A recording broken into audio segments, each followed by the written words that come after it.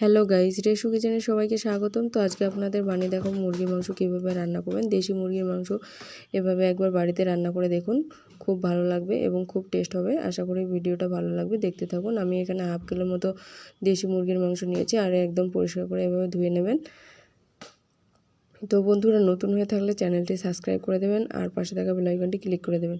তো আমি কী কী নিয়েছি, এখানে আছে লঙ্কা এবং রসুনের পেস্ট, আর পেঁয়াজ কোচানো, 3টে তেজপাতা, দারচিনি, এলাচ আর আদার টুকরো নিয়েছি। তো বন্ধুরা, আমি কাঁচা লঙ্কাই বেশিরভাগ ব্যবহার করি। তো আপনারা এখানে চাইলে লঙ্কার গুঁড়ো ব্যবহার করতে পারেন। তো আরেকবার দেখিয়ে নিচ্ছি, আপনারা সব কিছু পরিমাণ মতো দিয়ে নেবেন।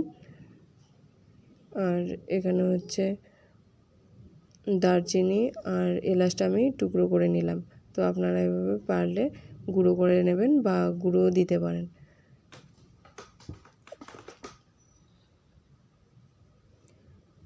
তো বন্ধুরা মাংসটাতে দিয়ে দিচ্ছি হলুদের গুঁড়ো, এরপরে 1 চামচ জিরে গুঁড়ো, এরপরে স্বাদ মতো লবণ দিয়ে নেবেন আপনারা।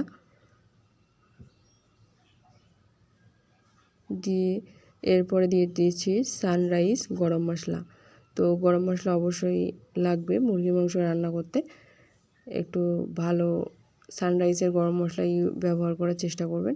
তো এখন আমি কড়া বসিয়ে দিচ্ছি, দিয়ে দিচ্ছি তেল। তেলটা মনে হয় গরম হচ্ছে। তেল গরম হয়ে গেছে।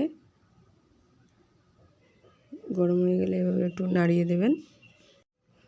তো বন্ধুরা, এবার আমি এখানে দিয়ে দিচ্ছি, তেলের মধ্যে পেঁয়াজগুলো দিয়ে দেবো আগে, দিয়ে একটু হালকা ভেজে নেব, বেশি একটা ভাজবো না, কারণ মাংস কষাতে পেঁয়াজটা এমনিতেই হয়ে যাবে, কিন্তু তারপরেও একটা কাঁচা কাঁচা গন্ধর জন্য আমি একটু হালকা ভেজে নেব। আর এখানে তেজপাতাটাও দিয়ে নেব। দিয়ে নেওয়ার পরে একটু এরকম নেড়ে দেব, নাড়তে থাকবো 1 মিনিট মতো। তারপরে দেখুন এমন হয়ে আসলে মাংসগুলো দিয়ে নেবেন। মাংসগুলো দেওয়ার পর আমি মশলাগুলো দিয়ে নিচ্ছি। এখানে দিলাম আমি লঙ্কা আর রসুনের পেস্ট, তারপরে আদার পেস্টটা দিয়ে নিলাম, আর লবঙ্গ এলাচটাও দিয়ে নিলাম, দারচিনিটাও দিয়ে দিলাম। দিয়ে এভাবে একটু সাথে সাথে জল দিতে যাবেন না, একটু নাড়াচাড়া করবেন। এভাবে তেলটা ছাড়তে শুরু করলে তারপরে আমি মাংস সেদ্ধর জন্য সামান্য জল দিয়ে নেব, একদম বেশি জল দেব না। মাংস সবসময় হালকা জল দিয়ে কষাতে হবে, তাহলেই টেস্ট হবে। তো বন্ধুরা, এভাবে একটু হালকা জল দিয়ে নেবেন। দেওয়ার পরে আপনারা চাইলে ঢাকনা দিয়ে নেবেন।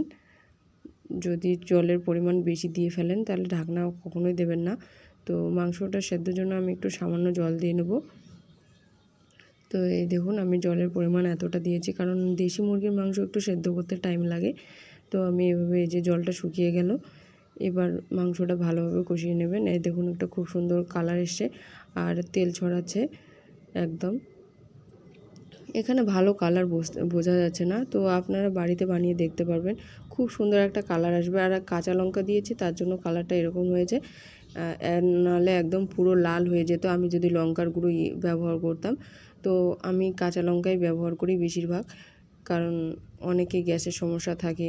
তো এই কারণে আমার কাঁচা লঙ্কা দিয়ে বেশি টেস্ট মনে হয়। তো আপনারা যদি পারেন তো কাঁচা লঙ্কার জায়গায় এখানে লঙ্কার গুঁড়ো ব্যবহার করবেন বা লঙ্কার গুঁড়ো ব্যবহার করবেন। আর দেখুন কষা হয়ে গেছে, 5 মিনিট মতো কষিয়ে নেবেন। নেওয়ার পরে যতটা আপনারা পরিমাণ মতো ঝোল খেতে চান ততটাই জল দিয়ে দেবেন। তো আমি বেশি ঝোল করলাম না, এরকমটাই ঝোল করলাম। তো একদম এরকম হওয়ার পরে জলগুলো যখন ফুটবে তারপরে এভাবে নামিয়ে নেবেন। দেখতে পাচ্ছেন খুব সুন্দর একটা কালার আসছে, ঠিক এরকমটাই হবে। কাঁচা লঙ্কা দিয়ে রান্না করেছি, এরকম হয়েছে। কিন্তু আপনারা যদি লঙ্কার গুঁড়ো ব্যবহার করতেন হয়তো মাংসটা খুব লাল টকটকা হয়ে যেত, কিন্তু স্বাদের পরিমাণটা একটু কম হবে। কাঁচা লঙ্কা দিয়ে রান্না করলে সবসময় টেস্ট বেশি হয়। তো আপনারা চাইলে সবসময় কাঁচা লঙ্কাই ব্যবহার করার চেষ্টা করবেন। গ্যাসের সমস্যা থাকলে তো অবশ্যই কাঁচা লঙ্কা ব্যবহার করবেন। আশা করি বন্ধুরা ভিডিওটা ভালো লেগেছে। আপনারা একবার বাড়িতে এভাবে ট্রাই করে দেখুন, খুব ভালো লাগবে।